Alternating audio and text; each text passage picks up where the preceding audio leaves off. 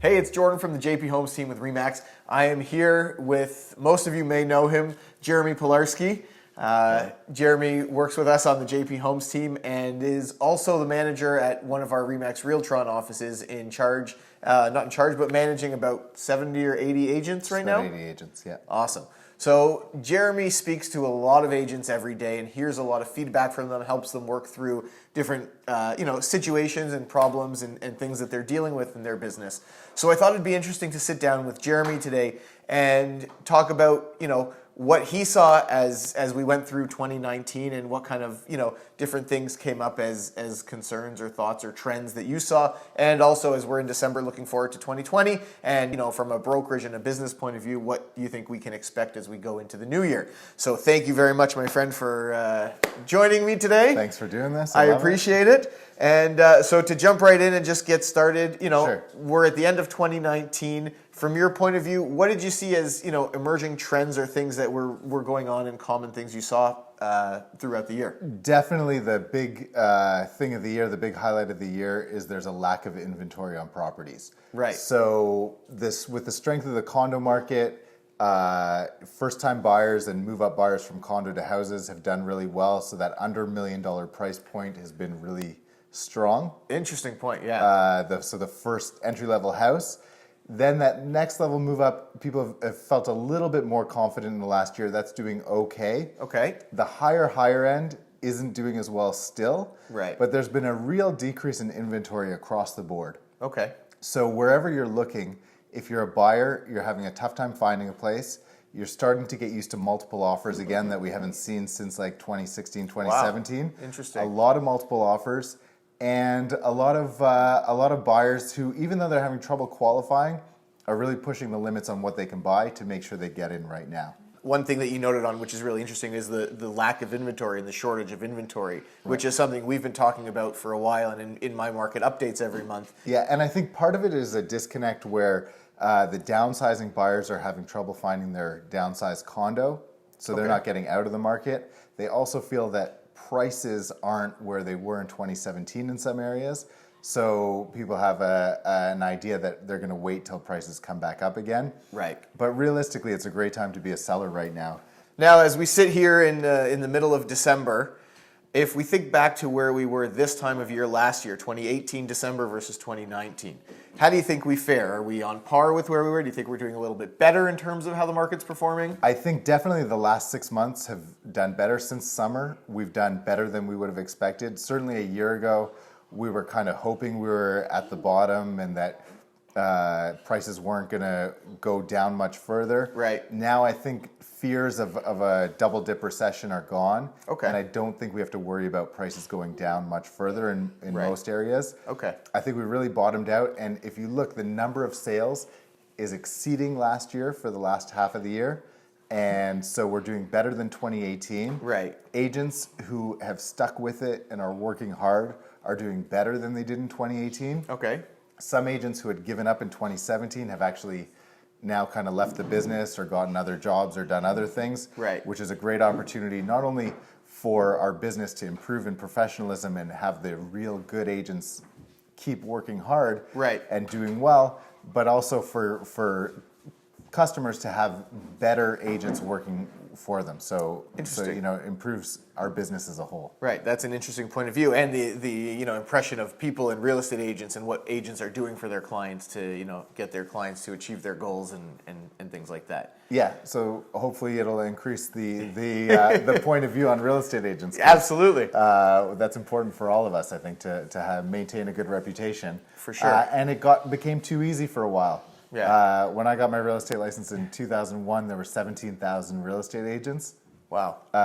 In 2017, there were like 56,000. Yeah.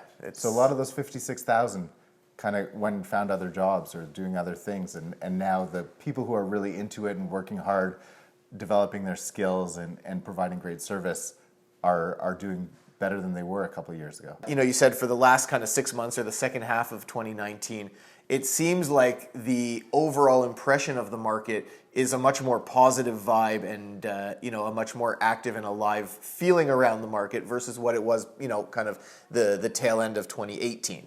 Definitely. I know that when our agents come to me and say, I'm having trouble, here's my problem. Right. I'm not hearing as many, I have a seller who I can't sell. Right. It's more, I have a buyer. Right. We've been on 4 multiple offers. What do I do? Right. And, Okay. and inevitably, the answer has to be, you got to pay a little more if you want to get in. Right. It's the reality. If you missed the very bottom, you're still doing pretty well right now. Right. With the small, we have a month and a half or less of inventory in most places. Which is pretty low. What is that telling us? Yeah. Prices are about to go up. Yeah. So, I'm as optimistic as I've been since Right. 2016 Yeah. about the market. Yeah. We've been through some ups and downs in our conversations. We were really realistic. In Yeah. 2017, when we called the peak, and Right. we stuck by it. Right. We knew. Yeah. And, our clients that listened to us at the time did well. Right. And now I think it's time to tell them, let's get back into the market. If you didn't want to buy in 2018, so you'll wait till 2019. Right. But if you don't want to buy now and you think you're going to buy next year, it might be difficult. Interesting. So that leads me kind of to my next question. Remax just recently, at the beginning of December, they just released their kind of projections for 2020. Right. And one of their kind of projections and notes was an increase in the market of about 6%. Right. So as we head into, we get through the holidays now and we head into 2020, what do you see, or what are kind of your thoughts and ideas about how the market's going to perform as we get into the first 3 or 6 months of the year? Right. So I think that 6% prediction is back in line with the very long-term average. Right. So I think they're expecting normal growth, which is great. I think inventory is lower than they would have expected when they were writing some of those things. Okay. So I think maybe I'll go on the high side. I'll say 7%. I'll All put right. myself out there. You heard it here first. 7%. I think it's going to be a little higher than that. I think condos may balance out a tiny bit. Okay. It looks like the number of sales isn't increasing as much as detached. And in the areas that were really hurt badly, North York, like Willowdale, and a lot of York region, those areas that were hurt really badly, that prices were still going down. I think those are going to balance out and uptick 1 or 2%. Okay. So still a great time to find good deals in those areas. Right. And with new condo sales have been on fire. We didn't really talk about that. No, we haven't since 2017, as people got out of investing in the detached housing market. The new condo market has been soaring. And so prices in new construction have gone up really, really significantly. I think that's going to continue for the most part. Okay. But how long can it continue? So we've got to keep an eye on that. Well, that's an interesting factor, and that's one of the things that I think is largely in part fueled by the rental market and what's happening in the rental market right now, which is a conversation for a whole nother day, which we can talk about another time. But interesting point of view on that. So as we get into the new year, for anybody that's watching this, if they're a buyer or they're a seller, any thoughts or tips or kind of insights you can give them to say, hey, if you're on the fence or you're thinking about doing something, here's either why you should do this or why you shouldn't.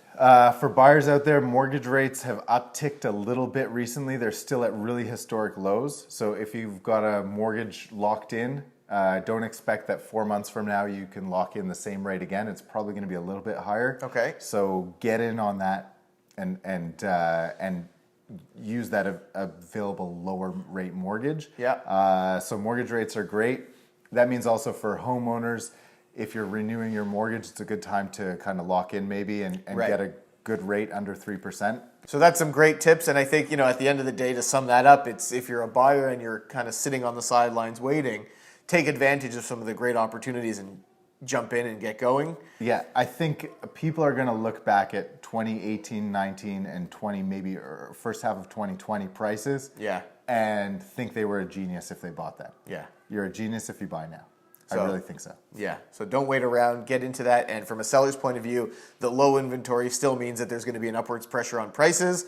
So if you're ready, then get out there. If you're the first listing on the market in spring, there's no comps. It pushes prices up. Once there's a comp, it gets a little bit harder to show. If there's a comparable property that's sold, people that have an expectation on price, it takes away a little bit of the excitement. Yeah, so there you go. First to market. Might be the big tip is be the first in your neighborhood to market this spring. If you have any other real estate questions or anything, don't hesitate to reach out. We love talking real estate. Thanks so much for watching. Great. Thanks so much, George. Thanks.